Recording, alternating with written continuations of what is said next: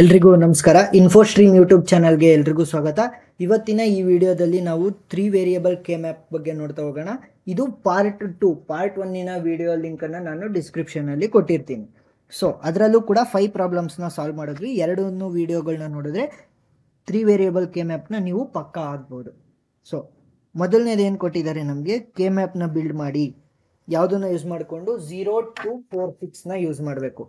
So first ನಮ್ಮ ಲೆಫ್ಟಲ್ಲಿ A B C, so 3 variable ಆಗಿರೋದ್ರಿಂದ ಎ ಬಿ ಸಿ 0 1 0 0 0 1 1 0 1 1 ಈ ಥರ ಬರೀಬೇಕು ಕೆ ಮ್ಯಾಪಲ್ಲಿ. ಫಸ್ಟು 0 1 ಆದಮೇಲೆ 1 0 ರೈಟ್ ಸೈಡ್ಗೆ ಹೋಗುತ್ತೆ. ನೆಕ್ಸ್ಟ್ ನಂಬರಿಂಗ್ ಅಂದರೆ ಇಂಡೆಕ್ಸಿಂಗ್ ಮಾಡೋಣ. 0 1 2 3 4 5 6 7. ಸೊ ನಮಗೆ ಕೊಟ್ಟಿರುವಂಥ ಕ್ವಶನ್ ಏನು, 0 2 4 6 0 2 4 6.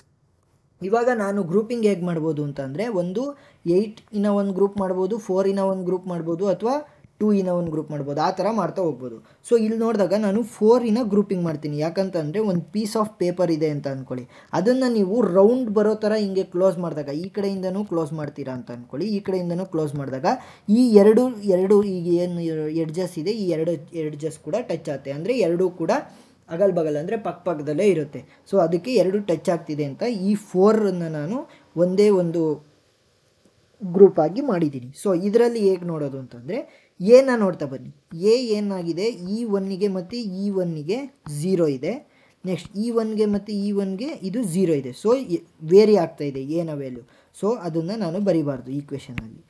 Next so B C value ಏನಿದೆ, ಬಿ ಸಿ ವ್ಯಾಲ್ಯೂ ಈ 1 ಮತ್ತು ಈ 1ಗೆ ಬಿ ಸಿ ವ್ಯಾಲ್ಯೂ ಏನಿದೆ 0 0. ನೆಕ್ಸ್ಟ್ ಇವೆರಡಕ್ಕೆ ಏನಿದೆ 1 0. ಸೊ ಇವೆರಡರಲ್ಲೂ ಕಾಮನ್ ಇರೋದು ಯಾವುದು, ಸಿ ಅಲ್ಲಿ ಫಸ್ಟಿಗೂ 0 ಬಂದಿದೆ, ನೆಕ್ಸ್ಟಲ್ಲೂ 0 ಬಂದಿದೆ. ಸೊ ಕಾಮನ್ 0 ಇರೋದ್ರಿಂದ ಸಿ ಅಂತ ಬರಿತೀನಿ. ನೆಕ್ಸ್ಟ್ ವ್ಯಾಲ್ಯೂ 0 ಆಗಿರೋದ್ರಿಂದ ಸಿ ಬಾರ್. ಸೊ ಮೊದಲನೇದಕ್ಕೆ ಈಕ್ವೇಷನ್ ಆಯಿತು, ಸಿಂಪಲ್. ನೆಕ್ಸ್ಟ್ ಎರಡನೇ ಕ್ವಶನ್ ಮಾಡ್ತಾ ಹೋಗೋಣ. ಎರಡನೇ ಕ್ವಶನ್ ಏನು, 0 1 2 3 0 1 2 3. ಸೊ 0 1 2 3. ಸೊ ಇವಾಗ ಏನು ಮಾಡ್ಬೋದು, 4ರದು ಒಂದು ಡೈರೆಕ್ಟ್ ಗುಂಪನ್ನು ಮಾಡ್ತೀನಿ. ಸೊ ಡೈರೆಕ್ಟ್ ಗುಂಪನ್ನು ಮಾಡಿದಾಗ ನಾನು ಈಕ್ವೇಷನ್ ಹೇಗೆ ಬರಿಬೋದು, ಇಲ್ಲಿ 0 0. ಸೊ ಫಸ್ಟು ಎ ವ್ಯಾಲ್ಯೂ ನೋಡ್ತಾ ಹೋಗೋಣ. ಎ ವ್ಯಾಲ್ಯೂ ಏನಿದೆ 0, ಇದಕ್ಕೂ ಕೂಡ 0 ಅದೇ ವ್ಯಾಲ್ಯೂ, ಇದಕ್ಕೂ ಕೂಡ ಅದೇ ಎ ವ್ಯಾಲ್ಯೂ, ಇದಕ್ಕೂ ಕೂಡ ಅದೇ ವ್ಯಾಲ್ಯೂ, ಇದಕ್ಕೂ ಕೂಡ ಅದೇ ವ್ಯಾಲ್ಯೂ ಎ ವ್ಯಾಲ್ಯೂ. ಸೊ ಏನು ಮಾಡ್ತೀನಿ, ಡೈರೆಕ್ಟಾಗಿ ಎ ಅಂತ ಬರಿತೀನಿ. 0 ಆಗಿರೋದ್ರಿಂದ ಎ ಬಾರ್.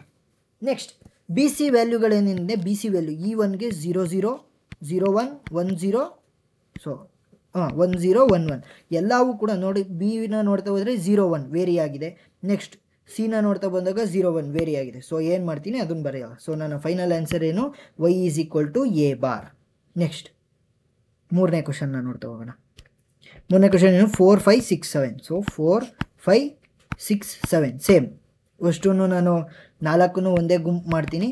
ನೆಕ್ಸ್ಟ್ ಇವೆಲ್ಲವೂ ಕೂಡ ವೇರಿ ಆಗುತ್ತೆ, ಗೊತ್ತಾಗಿದೆ ಹಿಂದಿನ ಎಕ್ಸಾಂಪಲಲ್ಲಿ ಹೇಗೆ ವೇರಿ ಆಗುತ್ತೆ ಅಂತ. ಸೊ 1 ಎಲ್ಲದಕ್ಕೂ ಕಾನ್ಸ್ಟೆಂಟ್ ಆಗಿರೋದ್ರಿಂದ ಎ ಅಂತ ಡೈರೆಕ್ಟಾಗಿ ಬರಿತೀನಿ. ನೆಕ್ಸ್ಟ್ 9ನೇ ಕ್ವಶನ್ ನೋಡ್ತಾ ಹೋಗೋಣ. 0 1 3 4 5 7 0 1 3 4 5 7. ಸೊ ನಾನೇನು ಹೇಳಿದ್ದೆ, 6ನ ಗುಂಪು ಮಾಡೋಕ್ಕಾಗಲ್ಲ. ನೀವು ಎಷ್ಟರದ್ದು ಮಾಡ್ಬೋದು, 4 ಮಾಡ್ಬೋದು, 2 ಮಾಡ್ಬೋದು, ಅಥವಾ 8 ಮಾಡ್ಬೋದು. ಸೊ ನಾನೇನು ಮಾಡ್ತೀನಿ ಅಂತ ಅಂದರೆ, ಇಲ್ಲಿ ಫಸ್ಟ್ ಏನು ಮಾಡ್ತೀನಿ, 8ನ ಗುಂಪು ಮಾಡೋಣ ಅಂತ ನೋಡಿದಾಗ ನನಗೆ ಇಲ್ಲಿ 8 ನಂಬರ್ಸ್ ಇಲ್ಲ. ಸೊ ನಾನೇನು ಮಾಡ್ತೀನಿ, ಫಸ್ಟು 4ನ ಒಂದು ಗುಂಪನ್ನು ಮಾಡ್ತೀನಿ.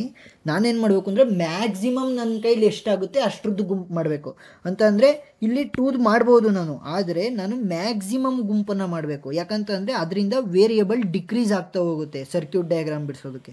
ಸೊ ನಾನೇನು ಮಾಡ್ತೀನಿ, 4 ಮತ್ತು 4 ಈ ಥರ ಮಾಡ್ತಾ ಹೋಗ್ತೀನಿ. ಸೊ ಮೊದಲನೇ 4ನ ನಾನು ಯೂಸ್ ಮಾಡ್ಕೊಂಡು ಹೇಗೆ ಬರೆದಿದ್ದೀನಿ ಅಂತಾರೆ ಈಕ್ವೇಷನ್, y = ಸೊ ಇಲ್ಲಿ ಈ 1ಗೆ ಮತ್ತು ಈ 1ಗೆ 0 ಇದೆ ಎನ ವ್ಯಾಲ್ಯೂ, ಇಲ್ಲಿ 1 1ಗೆ ಈ 1 1ಗೆ 1 ಇದೆ. ಸೊ ವೇರಿ ಆಗ್ತಾ ಇದೆ. ಸೊ ನಾನು ಏನ ಬರೆಯೋಂಗಿಲ್ಲ. ನೆಕ್ಸ್ಟ್ ಸೊ ಇವೆರಡಕ್ಕೆ ಬಿ ಸಿ ವ್ಯಾಲ್ಯೂ ಏನಿದೆ 0 0. ನೆಕ್ಸ್ಟ್ ಇವೆರಡಕ್ಕೆ 0 1. ಸೊ ಯಾವ್ದು ಸೇಮ್ ಇರೋದು, ಬಿ ವ್ಯಾಲ್ಯೂ. ಸೊ ಬಿ ಅಂತ ಬರಿತೀನಿ. ವ್ಯಾಲ್ಯೂ 0 ಆಗಿರೋದ್ರಿಂದ ಬಾರ್. ನೆಕ್ಸ್ಟ್ ಏನು ಮಾಡಿದ್ದೆ ನಾನು, ಫಸ್ಟು ಇದನ್ನು ಗುಂಪು ಮಾಡಿದ್ದೆ, ನೆಕ್ಸ್ಟ್ ಇದನ್ನು ಗುಂಪು ಮಾಡಿದೆ. ಇವೆರಡನ್ನ ಗುಂಪು ಮಾಡಿದಾಗ ನಾನೇನು ಮಾಡ್ತೀನಿ, ಲೆಫ್ಟ್ ಸೈಡ್ ನೋಡ್ತೀನಿ. ಸೊ ಇವೆರಡು 1ಗೆ 0 ಇದೆ, ಇವೆರಡು 1ಗೆ 1 ಇದೆ. ಸೊ ಏನ ಬರೆಯೋಂಗಿಲ್ಲ. ನೆಕ್ಸ್ಟ್ ಬಿ ಸಿ ವ್ಯಾಲ್ಯೂನ ನೋಡ್ತಾ ಹೋದಾಗ ಸೊ ಇದಕ್ಕೆ E1 ಮತ್ತು E1ಗೆ ಏನಿದೆ 0 1, ನೆಕ್ಸ್ಟ್ ಇದಕ್ಕೆ 1 1. ಸೊ ಕಾಮನ್ ಇರೋದು ಯಾವುದು ಸಿನ ವ್ಯಾಲ್ಯೂ ಏನಿದೆ, ನನಗೆ ಡೈರೆಕ್ಟಾಗಿ ಪ್ಲಸ್ ಬರಿಬೇಕು, ಯಾಕಂತಂದರೆ ಇನ್ನೊಂದು ಗುಂಪಲ್ವ, ಇದು ಬೇರೆ ಗುಂಪು. ಸೊ ಸಿ ಅಂತ ಬರಿತೀನಿ. ಸೊ ಇದರ ವ್ಯಾಲ್ಯೂ 1 ಆಗಿರೋದ್ರಿಂದ ನಾನು ಹಾಗೆ ಡೈರೆಕ್ಟಾಗಿ ಸಿ ಅಂತ ಬರಿತೀನಿ. ನೆಕ್ಸ್ಟ್ ಕೊನೆಯ ಪ್ರಾಬ್ಲಮ್ನ ಸಾಲ್ವ್ ಮಾಡ್ತಾ ಹೋಗೋಣ. ಕೊನೆಯ ಪ್ರಾಬ್ಲಮ್ ಏನು, 0 1 2 4 5 6 0 1 2 4 5 6. ಸೊ ಇವಾಗ ನಾನೇನು ಮಾಡ್ಬೋದು ಅಂತಂದರೆ ಈ 4 ಯೂಸ್ ಮಾಡಿಕೊಂಡು ಒಂದು ಗುಂಪನ್ನು ಮಾಡ್ತೀನಿ. ನೆಕ್ಸ್ಟ್ ಇವೆರಡನ್ನ ಸೇರಿ ನಾನು ಗುಂಪು ಮಾಡ್ಬೋದಾದರೆ ನಾನು ಮ್ಯಾಕ್ಸಿಮೈಸೇಷನ್ಗೆ ನೋಡಬೇಕು. ಸೊ ಆವಾಗ ಏನು ಮಾಡ್ತೀನಿ, E2 ತಡೀರಿ ಬೇರೆ ಕಲರಲ್ಲಿ ತೋರಿಸ್ತೀನಿ, E2 ಮತ್ತು E2 ಸೇರಿ ಒಂದು ಗುಂಪು ಮಾಡ್ತೀನಿ. ನಾನು ಅವಾಗಲೇ ಹೇಳಿದ್ದೆ ಪೇಪರ್ನ ಫೋಲ್ಡ್ ಮಾಡಿದಾಗ ಎರಡೂ ಕೂಡ ಟಚ್ ಆದಂಗೆ ಆಗುತ್ತೆ ಅಂತ. ಸೊ ಫಸ್ಟ್ ಏನು ಮಾಡೋಣ, ಫಸ್ಟ್ ನಾನು ರೌಂಡ್ ಮಾಡ್ಕೊಂಡಿರುವ 4 ಗುಂಪನ್ನು ನಾನು ನೋಡ್ತಾ ಹೋಗ್ತೀನಿ. ಸೊ y = ಇಲ್ಲಿ ನೋಡ್ತಾ ಹೋದಾಗ E1 ಮತ್ತು E1ಗೆ 0 ಇದೆ. ಸೊ E2 1ಗೆ 1 ಇದೆ. ಸೊ ಏನ ವ್ಯಾಲ್ಯೂ ವೇರಿ ಆಗ್ತಾ ಇದೆ, ನಾನು ಬರೆಯಲ್ಲ. ನೆಕ್ಸ್ಟ್ ಏನು ಮಾಡಬೇಕು, ಸೊ E2 1ಗೆ ಬಿ ಸಿ ವ್ಯಾಲ್ಯೂ ಏನಿದೆ 0 0. ನೆಕ್ಸ್ಟ್ ಇವೆರಡು 1ಗೆ 0 1. ಎರಡರಲ್ಲೂ ಸೇಮ್ ಇರೋದು ಯಾವುದು, 0 ವ್ಯಾಲ್ಯೂ ಸೇಮ್ ಇದೆ, ವೇರಿ ಆಗ್ತಾ ಇಲ್ಲ. ಸೊ ಅದರ ವೇರಿಯಬಲ್ ಹೆಸರೇನು ಬಿ, ಆದರೆ ವ್ಯಾಲ್ಯೂ 0 ಇರೋದ್ರಿಂದ ಬಿ ಬಾರ್. ನೆಕ್ಸ್ಟ್ ಯಾವುದ್ಯಾವ್ದ್ರನ್ನ ಗುಂಪು ಮಾಡಿದ್ದೆ, ಇದು ಮತ್ತು ಇದನ್ನು ಗುಂಪು ಮಾಡಿದ್ದೆ. ಸೊ ಲೆಫ್ಟ್ ಸೈಡಲ್ಲಿ ನೋಡಿದಾಗ E1 ಮತ್ತು E1ಗೆ 0 ಇದೆ, ನೆಕ್ಸ್ಟ್ ಮತ್ತೆ 1 ಇದೆ ಇವೆರಡಕ್ಕೆ. ಸೊ ಏನ ವ್ಯಾಲ್ಯೂ ವೇರಿ ಆಗ್ತಾ ಇದೆ, ಸೊ ನಾನು ಏನ ಬರೆಯಲ್ಲ. ನೆಕ್ಸ್ಟ್ ಬೇರೆ ಗುಂಪಾಗಿರೋದ್ರಿಂದ ಪ್ಲಸ್ ಅಂತ ಹಾಕಿದ್ದೀನಿ. ನೆಕ್ಸ್ಟ್ ಇದರ ಬಿ ಸಿ ವ್ಯಾಲ್ಯೂ ಏನು, ಇವೆರಡರ ಬಿ ಸಿ ವ್ಯಾಲ್ಯೂ 0 0. ನೆಕ್ಸ್ಟ್ ಇವೆರಡರ ಬಿ ಸಿ ವ್ಯಾಲ್ಯೂ ಏನು 1 0. ಸೊ ಸೇಮ್ ಇರೋದು ಯಾವುದು, ಸಿನ ವ್ಯಾಲ್ಯೂ. ಸೊ ಸಿ ಅಂತ ಬರಿತೀನಿ. ಸೊ ಸಿನ ವ್ಯಾಲ್ಯೂ 0 ಆಗಿರೋದ್ರಿಂದ ಸಿ ಬಾರ್. ನೆಕ್ಸ್ಟ್ ಏನಾದ್ರೂ ನಿಮಗೆ ಡೌಟ್ ಇದ್ದರೆ ಕಮೆಂಟ್ ಸೆಕ್ಷನಲ್ಲಿ ತಿಳಿಸಿ. ಪಾರ್ಟ್ 1 ವಿಡಿಯೋ ಲಿಂಕನ್ನು ಡಿಸ್ಕ್ರಿಪ್ಷನಲ್ಲಿ ಕೊಟ್ಟಿರ್ತೀನಿ, ಪ್ಲೀಸ್ ಸಬ್ಸ್ಕ್ರೈಬ್ ಮಾಡಿ. Thank you.